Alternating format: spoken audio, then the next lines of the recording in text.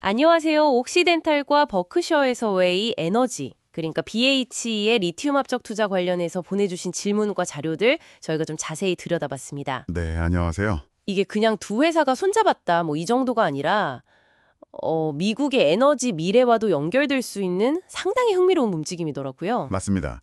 옥시덴탈의 자회사인 테라리튬의 기술이랑 또 BH 리뉴어블스가 가진 기존 인프라가 만난 거니까요. 네. 그래서 오늘 이 협력이 왜 특별한 건지, 또 기술적인 야심과 뭐 현실적인 과제는 뭔지 좀 깊이 파헤쳐보려고 합니다. 좋습니다.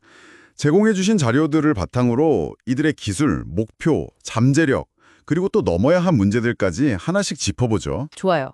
그럼 먼저 각자가 뭘 들고 이 판에 뛰어들었는지 그거부터 좀 명확히 해야 할 것 같은데요. 옥시덴탈 쪽은 역시 그 테라리튬의 DLE 기술, 이게 핵심이겠죠? 그렇죠.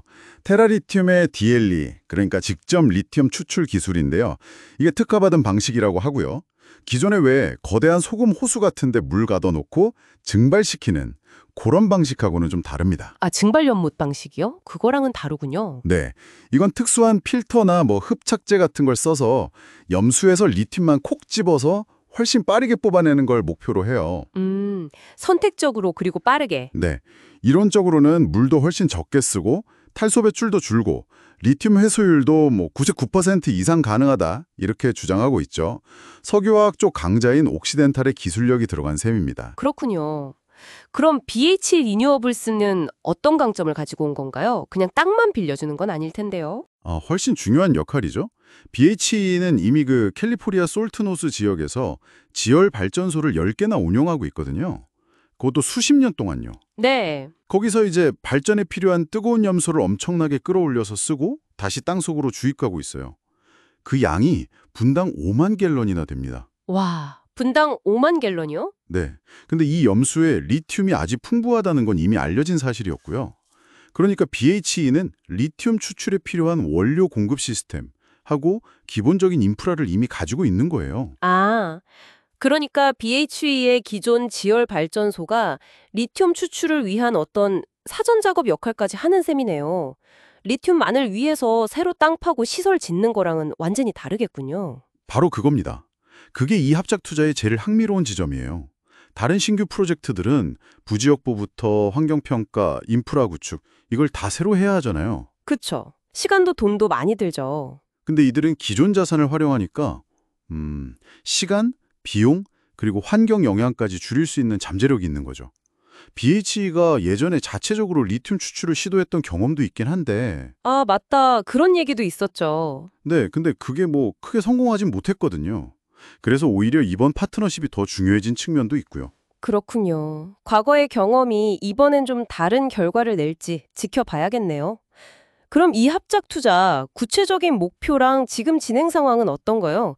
작년 6월에 설립됐다고 했죠. 네, 2024년 6월에요.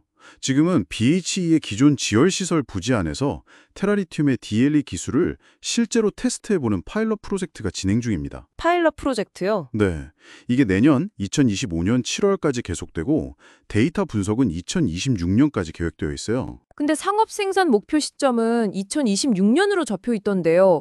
파일럿 끝나자마자 바로 대량 생산에 들어간다는 건가요? 좀 빠듯해 보이는데요? 네, 맞습니다. 상당히 야심찬 목표죠. 만약 이게 성공적으로 상업화가 되면 연간 최대 9만 미터톤의 LCE, 그러니까 탄산 리튬 환산량 생산을 목표로 하고 있습니다. 9만 톤이요? 와. 이게 전기차로 따지면 대략 1,100만 대 분량의 배터리를 만들 수 있는 양이에요. 그러니까 목표대로만 되면 미국 내 공급망은 물론이고 세계 시장에도 꽤 큰 영향을 줄 수 있는 규모입니다. 이야, 9만 톤. 진짜 엄청난 숫자네요.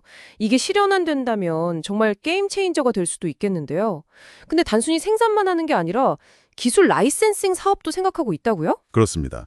이 DLE 기술 자체의 가치를 높게 보는 것 같아요. 그래서 이걸 다른 지역이나 다른 회사에 기술 이전하는 라이선스 사업도 장기적으로 보고 있고요. 지역사회 기여 같은 것도 강조하고 있습니다. 하긴 기술 자체가 중요하니까요. 하지만 이런 큰 프로젝트에 뭐랄까 도전 과제가 없을 수는 없겠죠. 어떤 점들을 좀 주의 깊게 봐야 할까요? 가장 큰 허들은 역시 DLE 기술 자체의 대규모 상업화 검증인 것 같아요. 실험실이나 소규모 파일럿에서 선봉했다고 해도 실제 현장에서 특히 BHE 염수처럼 좀 복잡한 환경에서 이게 오랫동안 안정적으로 또 경제성 있게 돌아갈 수 있느냐? 이건 아직 증명이 필요한 과제죠. 파일럿 결과가 그래서 아주 중요할 겁니다. 그쵸. 그리고 BHE가 예전에 신규 지열발전소 짓다가 허가 문제로 중단했던 적도 있지 않았나요? 그런 게 이번 프로젝트에도 영향을 줄 수 있지 않을까요? 아, 예리하시네요. 맞아요.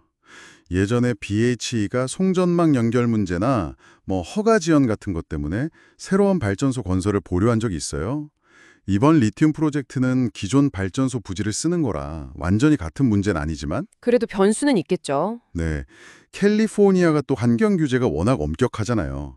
그리고 물 관리 문제라든가 지역사회와의 관계 같은 넘어야 할 규제나 환경적인 장벽은 여전히 존재합니다. 특히 2026년이라는 목표 시점을 생각하면 기술 문제 해결하면서 동시에 이런 외부 요인 관리도 아주 중요할 거예요. 네, 정리해보면 옥시덴텀의 혁신적인 DLE 기술이랑 BHE의 강력한 기존 인프라, 이 조업 자체는 정말 이상적이고 기대가 큰데 동시에 이 기술의 실제 대규모 검증 문제, 또 굉장히 빠른 상업화 일정, 그리고 만만치 않은 환경 및 규제 문제라는 현실적인 과제들이 놓여 있는 상황이군요. 정확합니다. 이 프로젝트가 성공하느냐 마느냐는 단순히 이 두 회사의 성과를 넘어서 뭐랄까 북미 지역의 핵심 광물 공급망 문제나 DLE 기술의 미래에도 중요한 어떤 시사점을 줄 것 같아요. 정말 목표대로 9만 톤 생산이 현실화된다면 그 파급 효과는 상당할 겁니다. 네, 오늘 저희가 살펴본 내용을 바탕으로 마지막으로 한번 이런 질문을 던져보며 마무리할까 합니다. 이들이 내세우는 친환경 DLE 기술, 이게 참 유망해 보이는 건 사실이에요. 하지만 이렇게 전례 없는 규모로 지열 염수에서 특정 물질만 계속 뽑아내는 과정이 아주 장기적으로 봤을 때 우리가 아직 예상하지 못하는 지하의 수자원 시스템이나 생태계에 미칠 영향 같은 건 없을까요? 기술의 밝은 면 뒤에 가려진 부분도 함께 고민해 보는 것이 의미 있을 것 같습니다.